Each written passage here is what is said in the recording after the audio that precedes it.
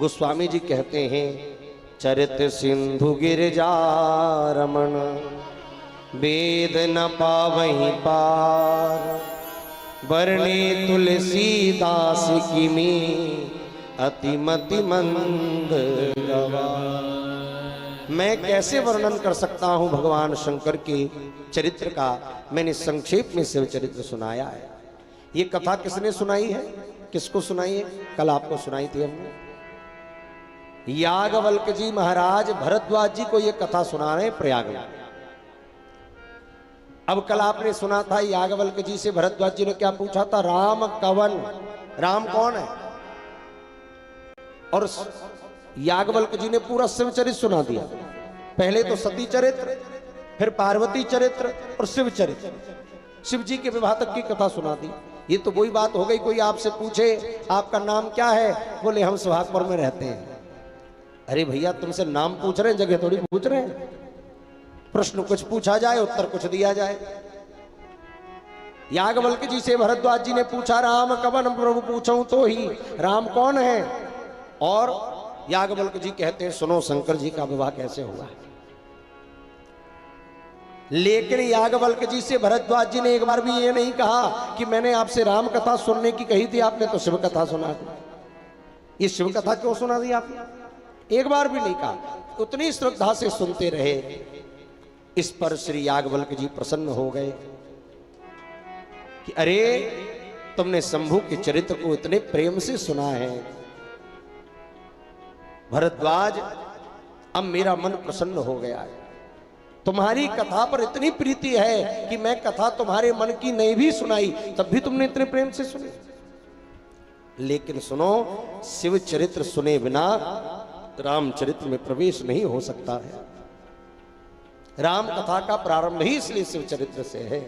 क्यों? क्योंकि शिव है विश्वास और पार्वती है श्रद्धा। जब तक हृदय में श्रद्धा और विश्वास का जन्म नहीं होगा तब तक मर्यादा पुरुषोत्तम श्री राम आने वाले नहीं है।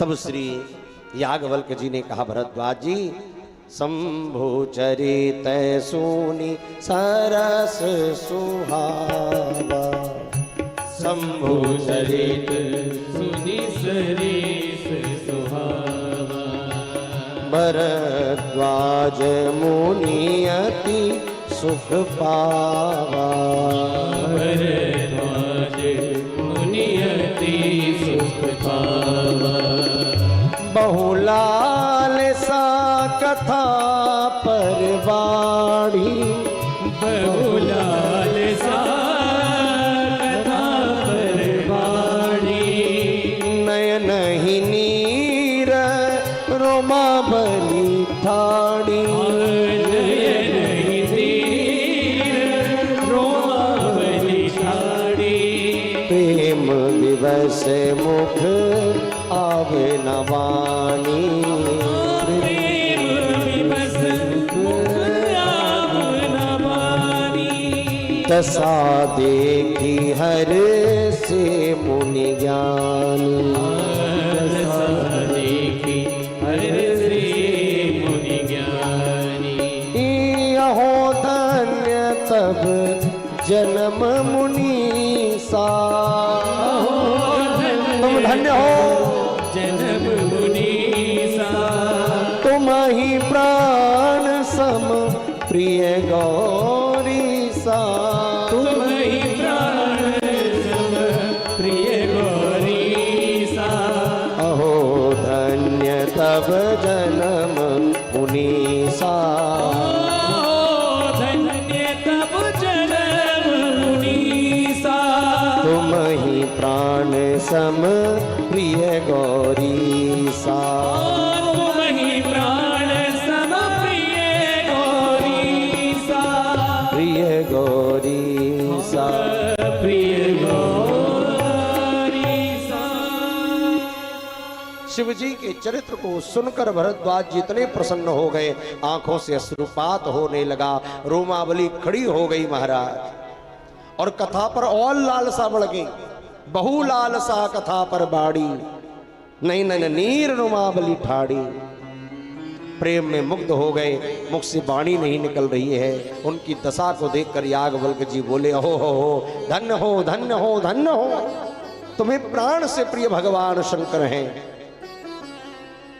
मैंने तुमने पहले तो शिव चरित्र सुना दिया, लेकिन मैं समझ गया सुटी सेवक तुम राम के, रहित समस्त विकार। तुम राम के भक्त हो, तुम्हें राम कथा सुननी है।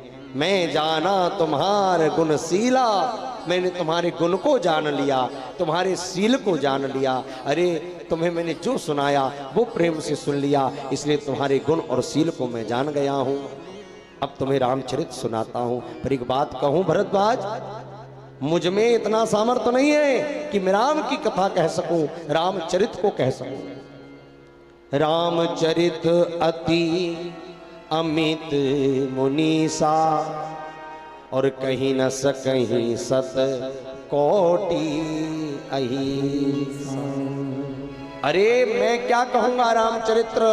याज्ञवल्क्य जी कहते 100 करोड़ शेष नारायण मिल जाएं तो 100 करोड़ शेष मिलकर भी राम कथा नहीं कह सकते, राम जी का चरित्र नहीं कह सकते।